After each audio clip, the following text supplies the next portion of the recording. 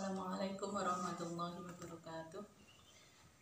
A'udzubillahi minasyaitonirrajim. Bismillahirrahmanirrahim. Alhamdulillahirabbil alamin. Anak-anak, kita berjumpa lagi dalam pelajaran selanjutnya. Kemarin adalah tentang jamak dan sekarang adalah tentang qashar sholat.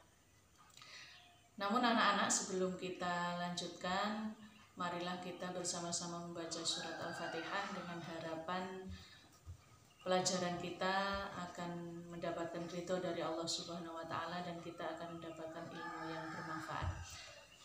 Amin ya rabbal alamin. Ila hadratin Nabi Mustafa Muhammadin sallallahu alaihi wasallam wa ala hadiyah binatin sholha. Al-Fatihah. A'udzubillahi minasyaitonirrajim. Bismillahirrahmanirrahim. Alhamdulillahirabbil alamin arrahmanirrahim maliki yaumiddin. Iyyaka na'budu wa iyyaka nasta'in ihdinas siratal mustaqim siratal ladzina an'amta 'alaihim ghairil maghdubi 'alaihim waladdallin. Amin.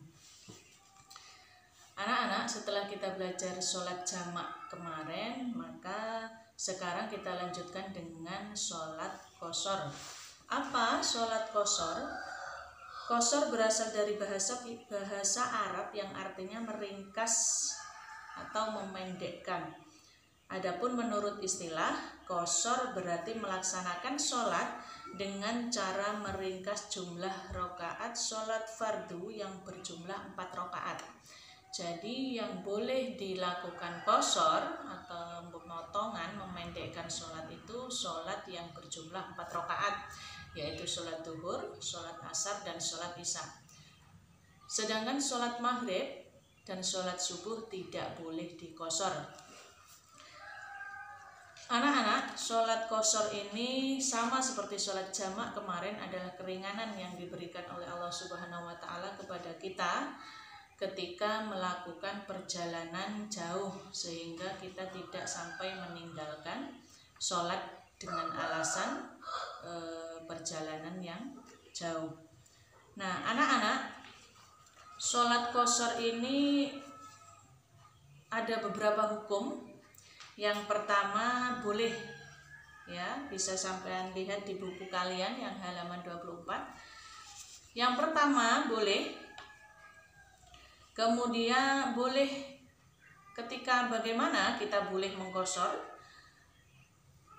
yaitu mereka yang telah mencapai jarak perjalanan diperbolehkan qashar. Mereka yang selalu berpergian baik darat, laut maupun udara dalam jarak yang telah ditentukan. Nah, kemudian lebih utama. Jadi yang pertama tadi boleh, jawaz. Yang kedua lebih utama kita mengqashar sholat dalam keadaan bagaimana?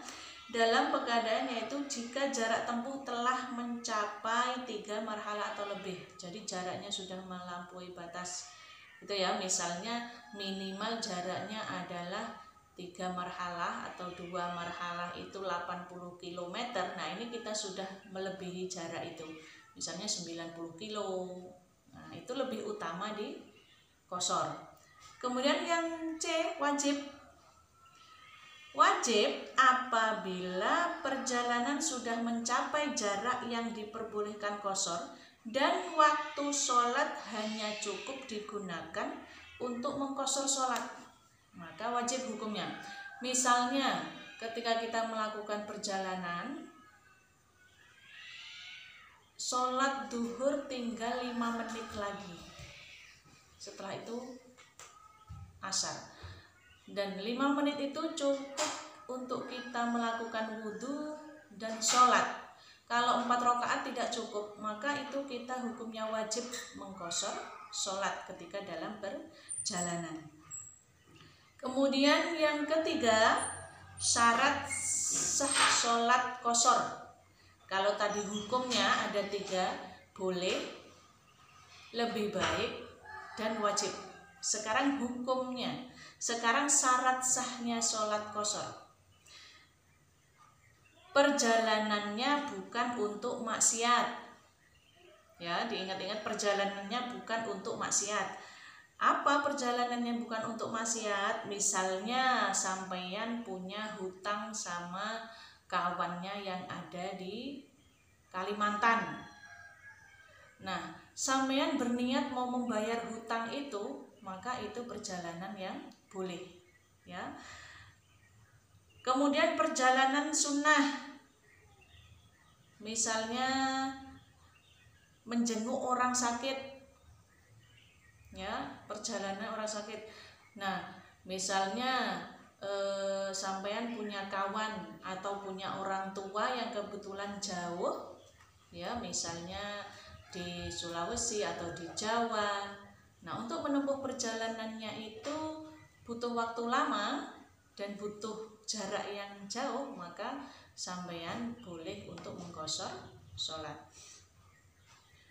Kemudian jarak yang ditempuh itu sudah mencapai 16 farsah. Berapa 16 farsah itu? Para ulama berbeda pendapat, ada yang 80 kilo sekian, ada yang 88,6 kilo, ada yang 96 kilo, ada yang 116 kilo. Jadi mereka berbeda pendapat tentang 16 farsah ini berapa kilo. Tapi minimal jaraknya adalah jarak yang terpendek dari perdebatan itu adalah 80 kilo, ya anak-anak ya. Nah, 80,64 km. Biasa kalau dulu perjalanan segitu itu ditempuh dengan 2 hari perjalanan, ya, 2 hari perjalanan. Nah, berarti Bu kalau ke Palembang bisa dikosor apa tidak? Nah, berarti dilihat nanti jalur dari rumah sampean ke Palembang itu ada berapa kilo.